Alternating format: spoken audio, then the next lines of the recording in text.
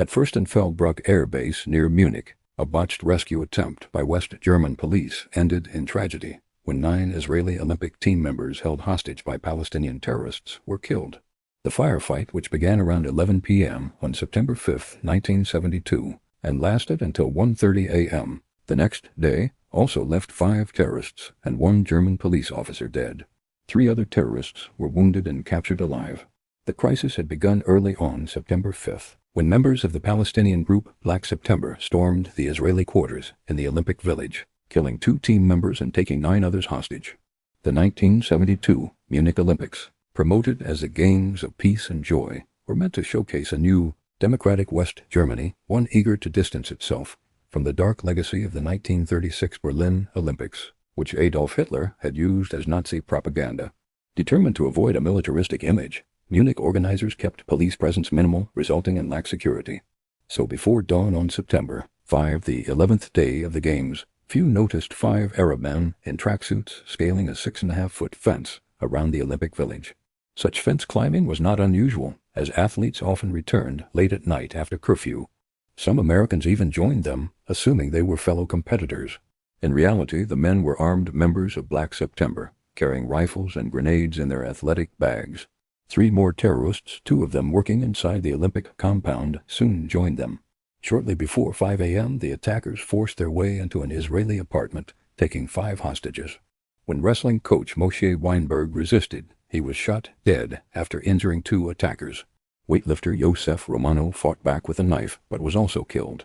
Several Israelis escaped, but 9 remained captive, 4 athletes and 5 coaches, including David Berger, a dual U.S. Israeli citizen from Ohio. By 8 a.m., the terrorists announced their demands: the release of 234 Arab and German prisoners, including Red Army faction leaders Ulrich Meinhof and Andras Bader, and safe passage to Cairo. Israel refused to negotiate with terrorists, and West German authorities, fearing for the hostages' lives, tried to find another solution.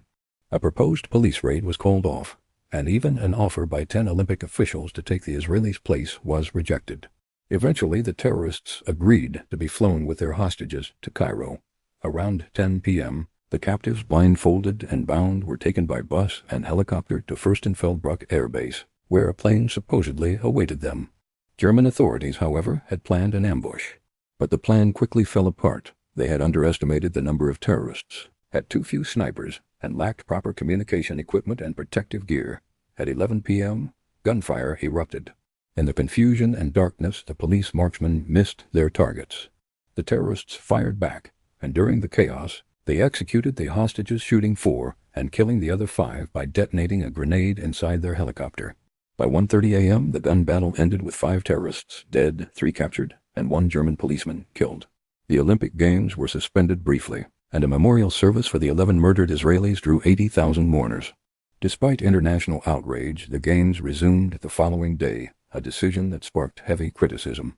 On October 29th, Palestinian hijackers seized a Lufthansa jet and demanded the release of the 3 surviving Munich terrorists. West Germany complied, freeing the men in exchange for the hostages.